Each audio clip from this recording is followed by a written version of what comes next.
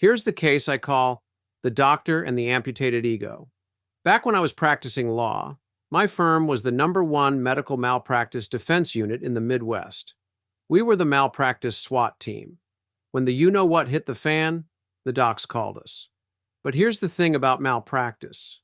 Most times, it wasn't like a doctor sawing off the wrong leg. It was a lot of patient cash grabs. But strangely enough, our biggest problem wasn't the lawsuit. Our biggest problem was the doctors.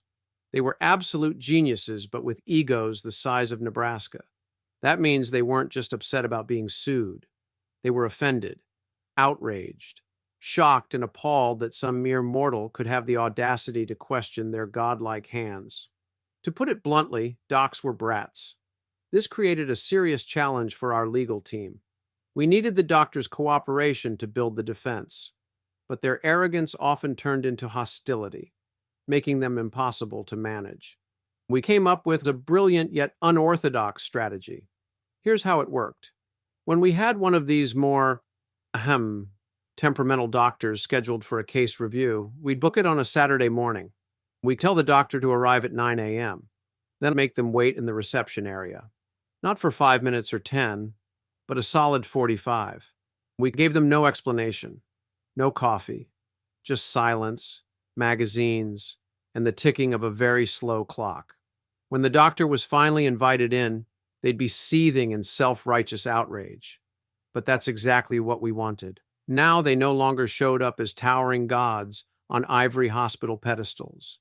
They showed up as just people, the way people are, irritated, deflated, annoyed. And most of all, they were completely reachable. This put them on equal ground with the legal team, and in that space, real conversations could happen. Facts got clarified, strategies were discussed. Egos got set aside, well, mostly, and we could work to mount a proper defense. Most times, the hardest part of any conflict isn't the conflict itself. It's simply getting past the personality.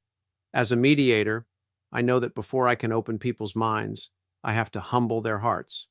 No one can negotiate from a pedestal. But once I get them to step down, the real work begins. In this case, the doctor learned patience, and we learned that nothing cures arrogance like a long wait in a waiting room. I'm Jeff Kravitz, expert mediator in Los Angeles. I solve problems. Let's talk about yours.